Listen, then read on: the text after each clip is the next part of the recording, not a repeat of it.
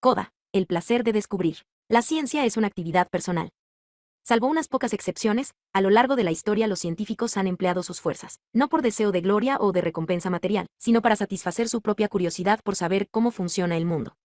Algunos, como ya hemos visto, han llevado esto a tales extremos que se han guardado sus descubrimientos para sí mismos, felices de saber que habían encontrado la solución de algún enigma concreto, pero sin sentir necesidad de jactarse de sus logros.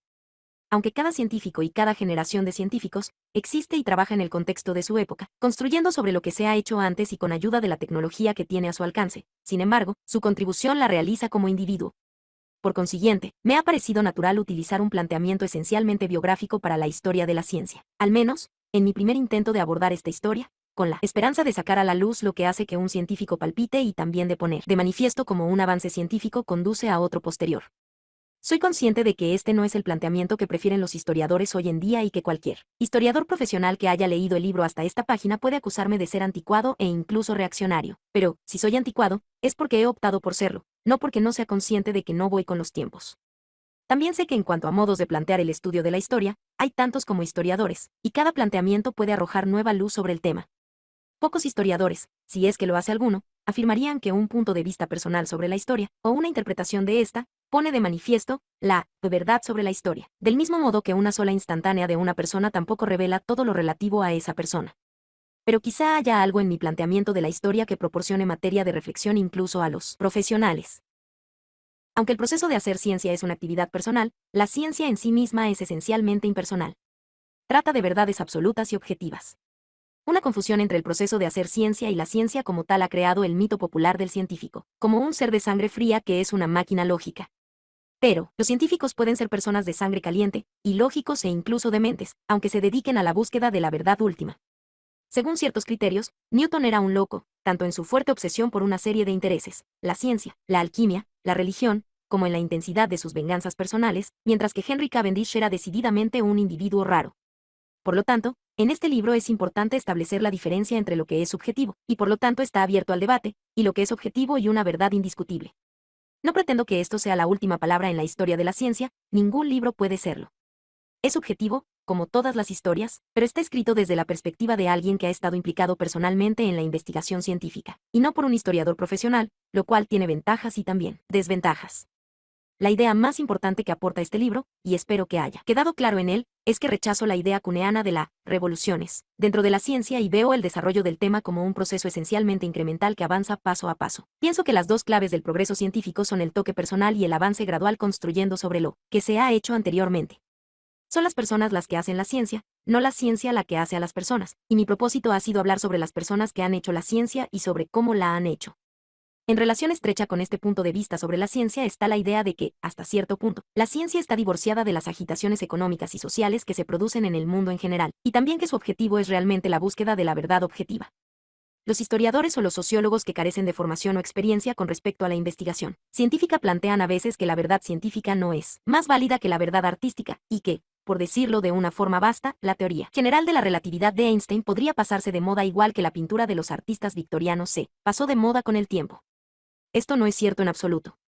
Cualquier descripción del universo que supere el alcance de la teoría de Einstein debe, por una parte, ir más allá de las limitaciones de esta teoría y, además, incluir en sí misma todos los aciertos de la propia teoría general, del mismo modo que la teoría general incluye en sí misma la teoría de la gravedad de Newton.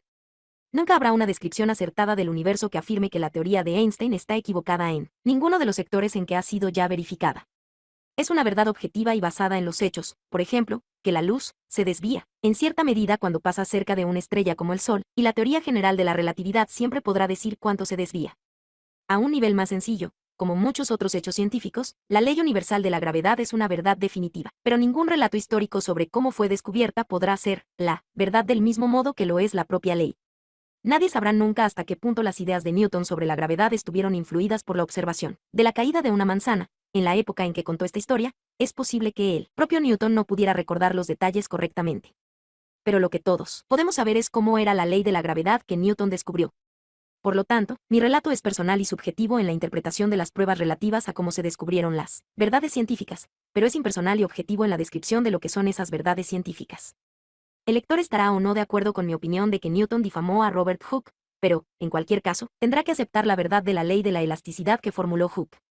Si es necesario poner un ejemplo específico del argumento inverso, es decir, de cómo es imposible distorsionar la verdad científica para que se adecúe al modo en que nos gustaría que fuera el mundo, no hay más que mencionar la distorsión del estudio de la genética bajo el régimen estalinista en la URSS hace medio siglo. Trofim Denisovich Lysenko, 1898 a 1976, consiguió favores e influencia durante el mencionado régimen porque sus teorías sobre genética y herencia ofrecían un punto de vista políticamente correcto con respecto al mundo biológico, mientras que los principios mendelianos de la genética estaban considerados incompatibles con los principios del materialismo dialéctico. Puede que lo fueran, pero el hecho sigue siendo que la genética mendeliana proporciona una buena descripción del modo en que actúa la herencia, mientras que la genética de Lysenko no lo hace y tuvo unas repercusiones desastrosas a un nivel muy práctico, dada la influencia que tuvo Lysenko en la agricultura soviética. Uno de los argumentos más extraños que he visto plantear, aparentemente en serio, es que utilizar una palabra como gravedad para referirse a la causa de la caída de una manzana de un árbol es algo no menos místico que invocar la voluntad divina para explicar por qué cae la manzana, ya que la palabra gravedad no es más que una etiqueta. Ciertamente lo es, del mismo modo que las palabras Quinta Sinfonía de Beethoven no son música, sino solo una etiqueta que indica el título de una composición musical, también una etiqueta alternativa, como los símbolos del alfabeto Morse para expresar la letra V, se podría utilizar igualmente para designar la mencionada Quinta Sinfonía. Los científicos son muy conscientes de que las palabras solo son etiquetas que utilizamos por conveniencia, y de que una rosa, aunque la llamemos de otra manera, olerá igual de bien. Esta es la razón por la que eligieron deliberadamente una palabra sin sentido, quark, para etiquetar una entidad fundamental de la teoría de partículas, y también la razón por la que utilizan nombres de colores, rojo, azul y verde, para identificar distintas clases de quarks, no porque estos sean de distintos colores. La diferencia entre la descripción científica del modo en que caen las manzanas y la descripción mística del modo en que caen las manzanas es que, sea cual sea el nombre que se dé al fenómeno, en términos científicos se puede describir mediante una ley exacta, en este caso la ley de la inversa del cuadrado o ley de la gravedad universal, y la misma ley se puede aplicar a la caída de la manzana de un árbol, al modo en que la Luna se mantiene en órbita alrededor de la Tierra y así sucesivamente en todo el universo. Para un místico, no hay razón por la cual debamos pensar que el modo en que una manzana cae de un árbol tenga alguna relación con, por ejemplo, el modo en que un cometa se mueve al pasar cerca del Sol. Pero, la palabra gravedad es simplemente una expresión abreviada para todo el conjunto de ideas englobadas en los principios de Newton y en la teoría general de la relatividad de Einstein. Para un científico la palabra gravedad evoca un rico mosaico de teorías y leyes, del mismo modo que para el director de una orquesta sinfónica las palabras Quinta Sinfonía de Beethoven evocan una rica experiencia musical. No es la etiqueta lo que importa, sino la ley universal que subyace y que da un poder de predicción a la ciencia. Podemos afirmar con seguridad que los planetas y los cometas, que giran en órbita alrededor de las estrellas, están también bajo la influencia de la ley de la inversa del cuadrado, tanto si esa ley se debe a la gravedad, como si se debe a la voluntad de Dios. Además, podemos estar seguros de que los seres inteligentes que puedan estar viviendo en esos planetas obtendrán mediciones que respondan a la misma ley de la inversa del cuadrado, aunque indudablemente utilizarán un nombre diferente para referirse a ella. No es necesario insistir más en este punto. Si la ciencia mantiene también su coherencia es porque en ella hay verdades definitivas. Además, lo que motiva a los grandes científicos no es la sed de fama o fortuna, aunque esto puede ser un atractivo aliciente para los que no son tan grandes como los grandes científicos, sino lo que Richard Feynman llamó el placer de descubrir cosas, un placer tan satisfactorio que muchos de aquellos grandes científicos, desde Newton a Cavendish y desde Charles Darwin hasta el propio Feynman, ni siquiera se preocupaban por publicar sus hallazgos, salvo cuando sus amigos les presionaban para que lo hicieran. Este placer difícilmente existiría si no hubiera verdades que descubrir.